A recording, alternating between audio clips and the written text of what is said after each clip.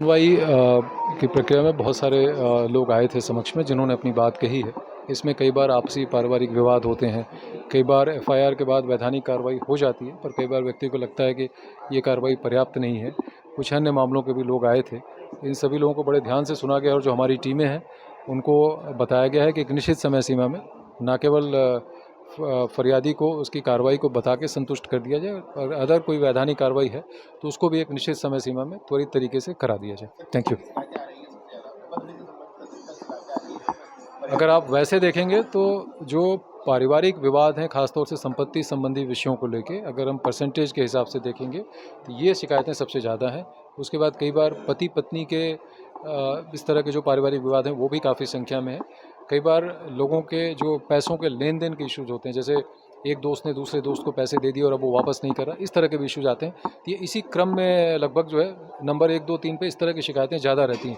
कुछ एक शिकायतें, जैसा मैंने कहा कि एफआईआर हो जाने के बाद सारी कार्रवाई हो जाती है नियमानुसार, उसमें चार्जशीट भी पुटअप हो जाती है, लेकिन ऐसा लगता है लोगों को कि उसमें उनके अनुसार जो कार्रवाई होनी चाहिए थी शायद वो नहीं हुई है।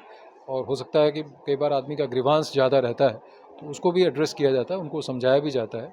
और हमारे कई तरह की टीमें जो है ऊपर अधिकारियों के साथ साथ हमारे जो वॉलंटियर्स हैं उनकी भी टीमें हैं।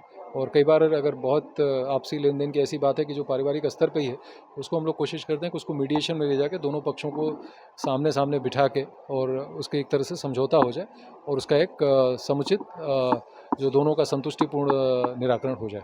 Thank you. इसमें लगभग 650 से ज़्यादा केसेज आ चुके हैं और उसमें लगभग जो है करीब 45 से 50% जो है वो संतुष्टिपूर्वक निराकृत किए जा चुके हैं।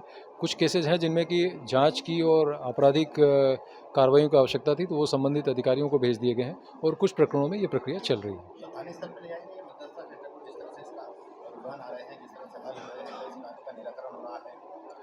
इसमें क्योंकि मतलब जो काउंसलर्स होते हैं ट्रेंड, जो इसमें जो मीडिएटर्स हैं, जो एक्रेडिटेड मीडिएटर्स होते हैं, उनको एक ही जगह पे बैठना ठीक होगा। तो फिलहाल तो ये कार्रवाई मुझे लगता है कि जो सेंट्रलाइज तरीके से सीपी ऑफिस में जो सेंटर है वहाँ से बेहतर तरीके से संचालित हो पाती है, क्योंकि वो एक्साई आके यहाँ पे बैठ पाते हैं।